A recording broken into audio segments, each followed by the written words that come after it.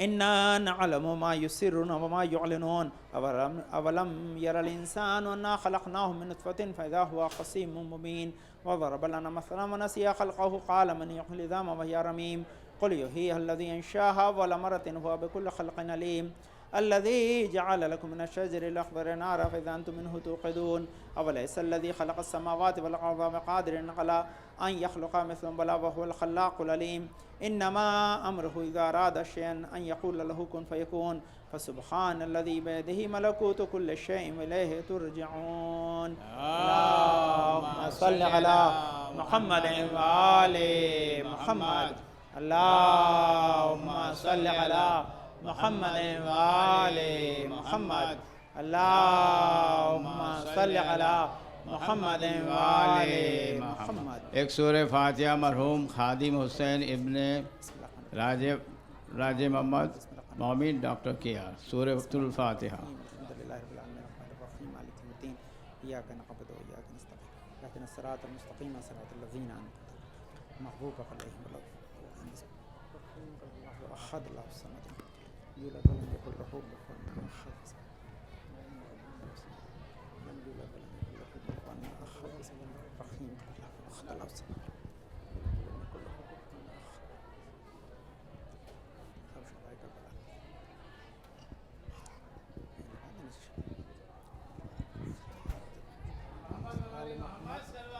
اللهم صل على محمد وآل محمد.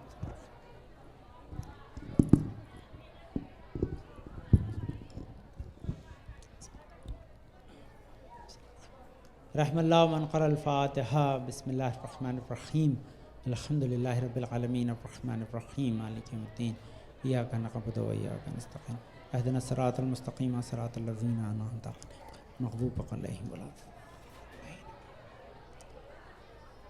اعوذ باللہ من الشیطان اللعین الرجیم. بسم اللہ الرحمن الرحیم الحمد للہ رب العالمین بارئ الخلائق اجمعین فاطر السماوات والارضین ثم الصلاة على رسولہ الکریم جد الحسن والحسین مولانا ومولى الثقلین بالقاسم محمد.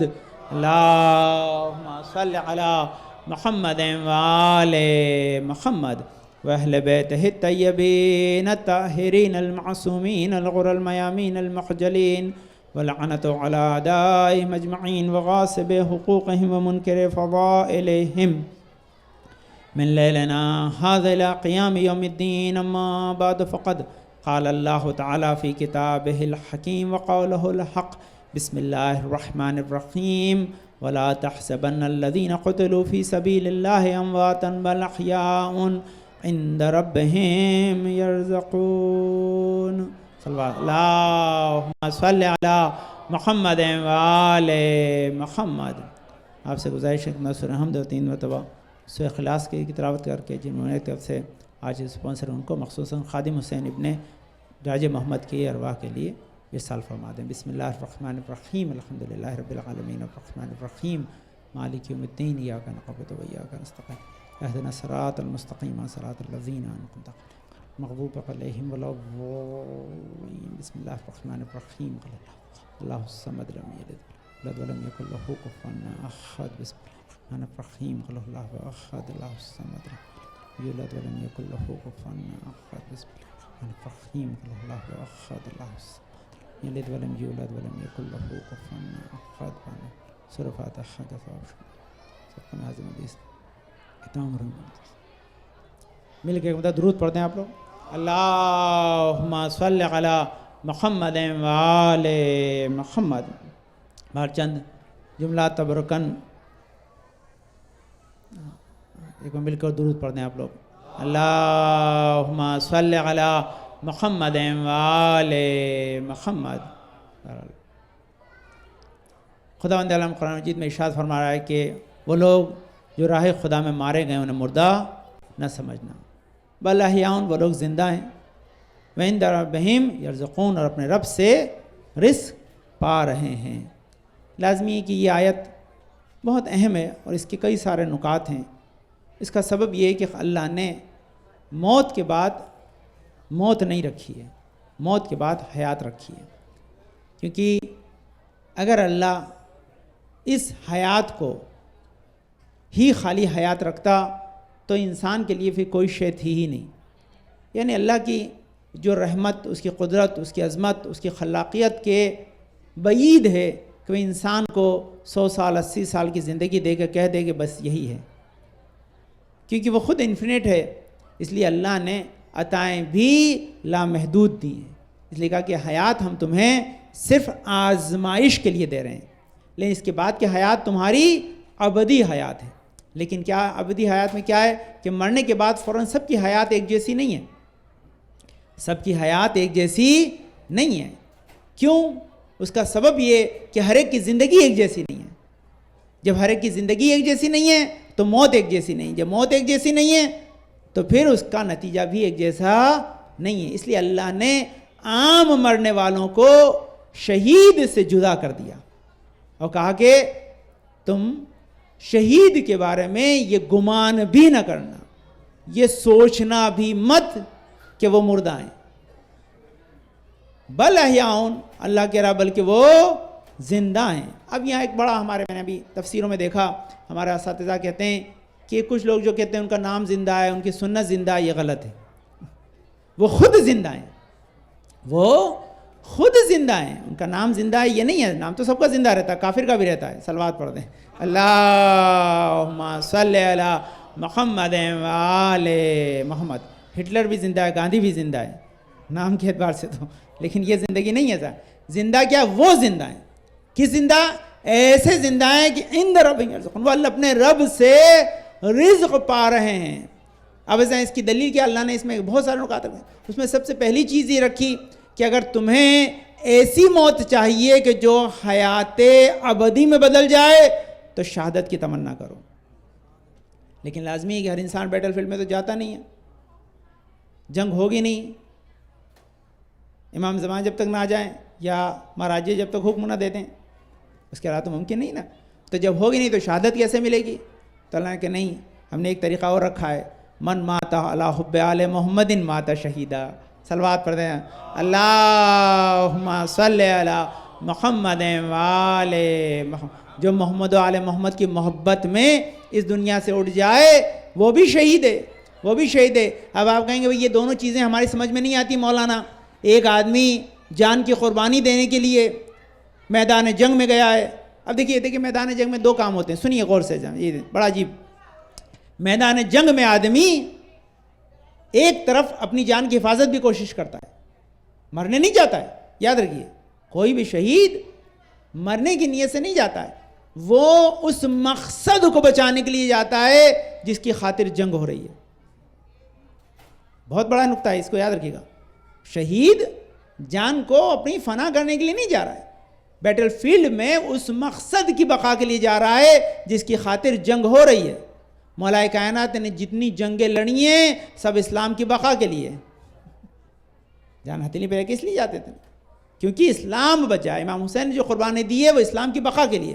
تو شہید جب جنگ کرنے کے لیے جاتا ہے تو کیا بچانے کے لیے جاتا ہے؟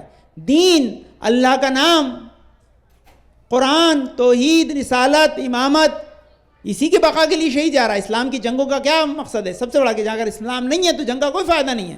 اس لیے مولا کائنات میدان جنگ میں بار بار سر اٹھا کے دیکھ رہے تھے. تو کہا مولا کیا دیکھ رہے ہیں؟ کہ سورج کے ڈھلنے کا انتظار کر رہا ہوں. کہ کیوں؟ کہ زوال کا وقت آ جائے تو نماز پڑھ لوں.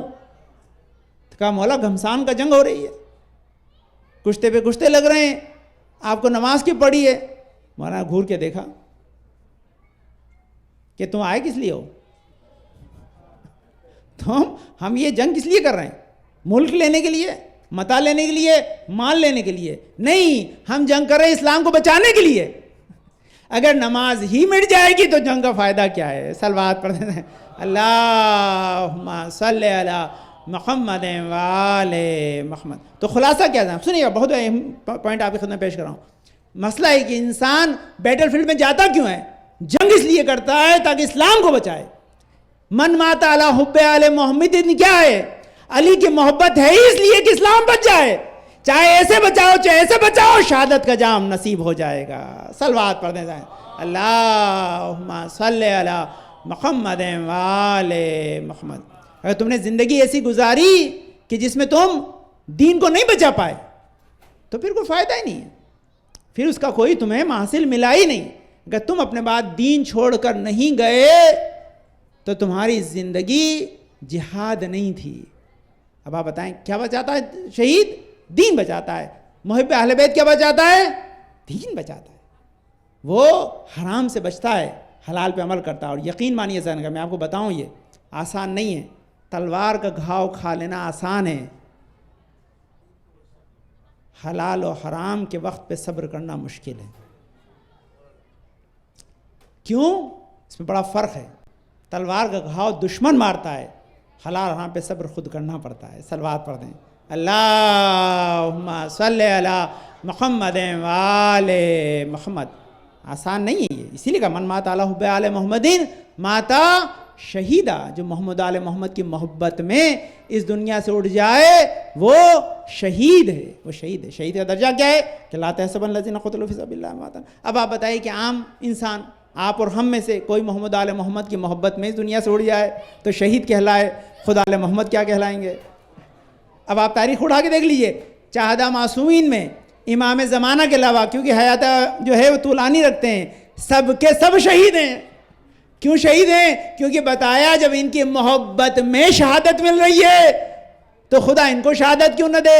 شہادت کے درجے پہ, کیوں سب سے بڑی حیات کا محاصل ہی شہادت ہے. ہم تمنا کرتے ہیں, آپ جب جاتے ہیں ہم آپ کو دعا بتاتے ہیں. کیوں؟ شہادت بہت بڑی چیز ہے. اس کے بعد انسان سے حساب کتاب نہیں ہوتا. میں نے آپ کو اتنا کیا پڑھا اس دن آتا ہے, یہ تو بڑی امپورٹنٹ چیز ہے, اس کو اپنے ذہن میں رکھیا. اس دن حدیث کیا پڑھی تھی کہ کوئی آدمی اللہ کی قرب کی نیت سے روزہ رکھے, ان چیزوں سے بچے جو محرمات ہیں, دن میں روزے سے رہے, رات کو عبادت کرے. کیا کہے گا خدا؟ کیا جواب تھا اس کا؟ بغیر حساب جنت کے بھیجے گا. تو روزے دار کو بغیر حساب کے بھیج دے, شہید کو نہ بھیجے. صلوات پڑھ دیں. اللہم صلی علی محمد وآل محمد. جمعہ کو حدیث آپ کو عرض کتنی ہے, کیا اس کا مفہوم کیا کہ اللہ بتا رہا ہے کہ بندہ جو ہے اپنی زندگی کو راہ خدا میں لگا رہا ہے. اس کی بڑی دلیل ہے. اب یہ شہید کی جو شہید زندہ ہے, اس زندگی کا کیا مقصد ہے؟ بہت ہیں. دو چیزیں اس میں پوائنٹ اپنے ذہن میں رکھیے, پھر کل انشاءاللہ گفتگو ہوگی اگر یہ موضوع رہا تو, ورنہ دوسرا ذہن سوری. اس میں دو بہت اہم چیز نقطے جو آپ کو یاد رکھنے ہیں. وہ پہلا نقطہ کیا ہے کہ انہم یرزقون, وہ اپنے رب سے رزق پا رہے ہیں. رزق کیوں پا رہے ہیں بھائی؟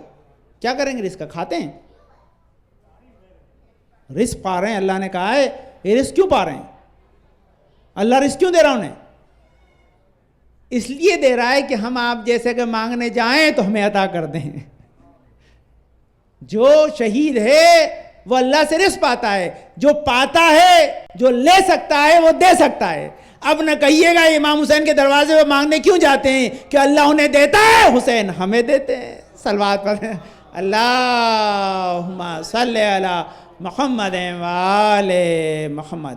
یہ کیا ایک دلیل نکتا ہے کہ اس لیے اللہ نے کہا اندر ربہم یرزقون, وہ اپنے رب سے رزق پا رہے ہیں. رزق پانے کی دلیل یہ تاکہ کبھی کسی وہابی کے دماغ میں خیال نہ آئے کہ بھئی تم مانگتے ہو یہ تو مردہ ہیں, تو اللہ نے پھر لا تحسبن الذین کہا کہ مردہ کو زندہ بنایا. پھر کہا مانگو گے تو دیں گے, کہ آپ تو مر گئے, اب تو ان کے پاس کچھ نہیں ہے. پہلے آپ اور ہم دیتے تھے, اب اللہ دے رہے ہیں. ہمارا آپ کا دیا ہوا دے سکتے ہیں تو اللہ کا دیا ہوا کیوں نہیں دے سکتے؟ اللہ دے رہا انہیں. جب اللہ دے رہا ہے تو اللہ کا دیا ہوا یہ دے سکتے ہیں. دوسری چیز جو اہم اس کا نقطہ ہے کہ لا تحسبن الذین کا ایک اور پیغام ہے. وہ پیغام کیا ہے کہ جب یہ رائے خدا میں شہید ہو گئے تو زندہ ہیں. زندہ کے لیے کیا ہے؟ آپ اور ہمارے لیے کیا ہے؟ رسول جب گزرتے تھے قبرستان سے السلام علیکم کہتے تھے. السلام علیکم القبور کہتے ہیں, السلام علیکم لا الہ الا اللہ کہتے تھے. پوری دعائیں کیوں سلام کرتے تھے؟ کیوں سلام کروایا؟ جب آپ اور ہم کو بتایا کہ زندہ ہے. بھئی اگر مردہ ہوتا تو نہ تو عذاب کا فائدہ نہ ثواب کا فائدہ ہے. تو زندہ ہے. جب زندہ ہے اذان گرامی تو اس کا مفہوم کیا ہے کہ شہید اس سے زیادہ زندہ ہے. تو اس کا مفہوم ہے جب ہمارے آپ کے مردے پہ سلام ہے تو حسین پہ سلام کیوں نہ ہو, علی پہ سلام کیوں نہ ہو. اس لیے اللہ نے کہا کہ جب سلام کرو تو جھجکنا مت, کیونکہ تم کم زندہ ہو, وہ بڑے زندہ ہیں. کیوں فرق ہے کہ تم ہو اپنی زندگی کی قید میں محدود, تمہیں سنائی دیتا اتنا جتنا تمہیں ہوا سناتی ہے, تمہیں دکھائی دیتا ہے جتنا اتنا فضا دکھاتی ہے. لیکن یہ ہوا و فضا سے ماورا ہیں, یہ وہ بھی دیکھتے ہیں جو تم سوچتے ہو, یہ وہ بھی سنتے ہیں جو تم کہہ نہیں سکتے. تم دل میں دعاؤں کو لے کر جاتے ہو, یہ تمہاری دعاؤں کو سننے کے قابل بھی ہیں اور پورا کرنے کے قابل بھی ہیں. اس لیے کہا کہ جب تم سلام کرتے ہو تمہیں جواب دیتے ہیں، اسی لیے کہتے ہیں یرزقون سے رزق پا رہے ہیں تو عطا بھی کرتے ہیں اہل بیت، اور ساتھ ساتھ کیا ہے کہ اہل بیت تمہارے سلام کا جواب بھی دیتے ہیں۔ یہ یہ سلام و جواب یہ جو آپ کرتے ہیں، میں عرض کیا ہے کل مجلس کے اختتام میں نے یہی تو عرض کیا تھا، کیا عجیب چیز سنی ابھی آپ خادم بھائی آیت میں کل عرض کروں گا، بارے میں بڑے نیک انسان تھے۔ دیکھیے یاد میں نے آپ کو پہلے بھی کہا اس بات کو، اپنے ذہن میں رکھیے گا کہ کوئی آدمی شب جمعہ میں اٹھے، رمضان میں اٹھے تو اس کی لائف کی اسٹڈی ضرور کیجیے گا، کیونکہ وہ ضروری اس لیے کہ کسی کو خدا اس وقت تک یہ مقام نہیں دیتا جب تک وہ اس کے لائق نہ ہو۔ مومن اگر اٹھا تو مومن کی یہ شرط، کیونکہ یہ گفٹ ہے اللہ کی طرف سے، شب جمعہ جانا یا رمضان میں کسی کو موت آنا یہ اللہ کی طرف سے عنایت ہے، کوئی کام وہ کل بتائیں گے، کل گفتگو ہو گیا، ابھی وقت ختم ہو گیا، لیکن سنیے کیا عجیب چیز ہے۔ کل جہاں پہ گفتگو ہوئی تھی میں یہ دو چیزیں آپ خدمت کا عرض کی تھی، اسی سے بس مصائب اور ربط ختم کر دیا میں نے تو سنیے کیا دو چیزیں کیا اہم ہیں۔ سب سے پہلی چیز ہے مولا کائنات کی حدیث میں نے آپ خدمت عرض کی تھی، کیا عرض کی تھی ہے نا، اور امام محمد باقر کی حدیث تھی، حدیث کا مفہوم سن لیجیے خالی حدیث، اس لیے میں آپ کے سامنے لگا دیتا ہوں تاکہ آپ بھی دیکھیں میں بھی دیکھوں تاکہ کوئی مسئلہ نہ رہے۔ حدیث کیا تھی کہ اللہ اس وقت تک کسی کو نماز جنازہ کی توفیق نہیں دیتا جب تک اس کے لیے جنت کا ارادہ نہ کر دے۔ گفتگو ہوئی تھی کیا آپ کے ذہن میں؟ اس کا مطلب جو جنازے رسول میں نہیں آئے خدا کا ارادہ کچھ اور تھا، ہے نا، یہ گفتگو آپ کے ذہن میں۔ اس کے بعد کیا ہے ایک اور چیز، موسیٰ نے کیا پوچھا تھا، کنڈولنس کی میٹنگ ہے نا، کل پھر آپ کی خدمت کروں ڈیٹیل سے رکھیں، ایک لمحے کے صرف مصائب کو سن لیجیے، کنڈولنس کی کیا میٹنگ کل کیا عرض کیا تھا آپ کی خدمت میں کہ کوئی انسان اگر دفنانے کے لیے گیا اس کا تو ہے ہی ثواب، اللہ کہتا کوئی اگر دفنانے کے لیے گیا ہے تو میں لشکر ملائکہ بھیجوں گا جس کے سائے میں وہ قبر سے لے کر کہاں تک آئے گا، محشر تک اسے لے کر آئے گا۔ دوسرا کیا، پھر موسیٰ نے ایک سوال اور کیا کہ پالنے والے اس کے بارے میں کیا کہ جو قبرستان سے واپس آتا ہے اور آنے کے بعد ان تمام لوگوں کے جو ہے پاس بیٹھتا ہے جنہوں نے اپنے چاہنے والے کو کھویا ہے، ان کے ساتھ بیٹھ کر ان کو تشفی و تسکین دیتا ہے، ان سے محبت سے پیش آتا ہے، ان کے غم کو گھٹاتا ہے۔ کہا پالنے والے تو اسے کیا دے گا، کہا میں اسے قیامت میں اپنے رحمت کے سائے میں جگہ دوں گا، اور میری رحمت کے سائے کے علاوہ قیامت میں کوئی سایہ نہیں ہوگا۔ اس کا مفہوم کیا ہے کہ اگر آپ اپنے یا آپ کے ہمارے خاندان بھائی کا انتقال، ان کا پوتا یہاں پہ بیٹھا ہے، اگر آپ اس کے پاس جاتے ہیں کہتے ہیں کمفرٹ کا جو ہے بات کرتے ہیں، اس کے ساتھ دل جوئی کرتے ہیں، کیا نتیجہ، اللہ کیا کہہ رہا ہے دل جوئی کا نتیجہ کیا ہوگا کہ ہم تمہیں رحمت کے سائے میں جگہ دیں گے، رحمت کے سائے میں جگہ۔ اب آپ بتائیے زن اگرامی کہ آپ کسی ہمارے مومن کو اگر کمفرٹ کی بات کریں تو خدا رحمت کے سائے میں کرتا ہے۔ عزادار حسین کون ہیں؟ امام زمانہ بھی ہیں، فاطمہ زہرا بھی ہیں۔ اگر آپ ان دونوں کو اگرچہ آپ جا کر دو آنسو پیش کر دیں گے کہ مولا ہم آپ کے پاس آئیں اس لیے کیونکہ ہم آپ کے غم میں غمگین ہیں، ہم آپ کے جو ہے وہ مصیبت میں مصیبت زدہ ہیں، تو یقینی طور پر اللہ وہ رحمت برسائے گا جس کا انسان اندازہ نہیں لگاتا۔ اسی لیے کہتے ہیں ہم اپنے مرحوم کے غم میں نہیں روتے اذان گرامی، ہم حسین کے غم میں روتے ہیں، کیونکہ خادم بھائی کو دفنانے والے ہوں گے اذان گرامی، ان کے بیٹوں کو پرسہ دینے والے ہوں گے وہاں پر، ان کا جنازہ اٹھانے والے ہوں گے، لیکن حسین کا جنازے والا اٹھانے والا نہیں تھا۔ وہاں پر تنہا امام زین العابدین آئے تھے، وہ بھی 3 دن کے بعد آئے تھے۔ اذان بہترین کفن خود خادم بھائی نے اپنے لیے رکھا ہوگا، لیکن حسین کے کفن دینے کے لیے امام زین العابدین کے پاس نہیں تھا، اپنی عبایا حسیر استعمال کی تھی۔ ہاں ان کا بدن سالم تھا، لیکن حسین کے بدن کو اذان گرامی بنی اسد کے لوگ بھی نہیں پہچان پائے۔ انہوں نے کیا کہا تھا، مولا سب کے لاشیں پہچانے گئے، ایک نہیں پہچانا گیا۔ ارے جب پہنچے تو اپنے آپ کو لاشیں پہ گرا دیا، جب لاشیں پہ گرایا کہا یہ میرے بابا کا لاشا ہے جو آسپا ہے، زمیں مال اسپا ہے، بتا دی کیسے لاتے، ہنسی میں لپیٹا، میں کہوں گا مولا یہ سب سے زیادہ مشکل جنازہ اٹھانا ہے، کیونکہ نہ تو ساتھ دینے والے ہیں نہ پرسہ دینے والا ہے، آپ تنہا ہیں، ماں بہنیں بیردہ کوفہ و شام کا بازار سے عالم الذین ظلموا ای منقلب ینقلبون۔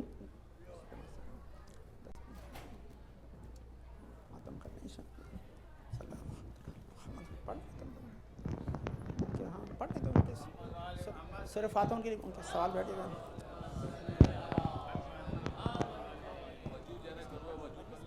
خادم بھائی کے لیے 7 8 منٹ ہیں نہیں، وہ مجلس خادم بھائی کی مفہوم نہیں، خادم بھائی تبرکن پڑھتے ہیں تو خاتم بھائی کی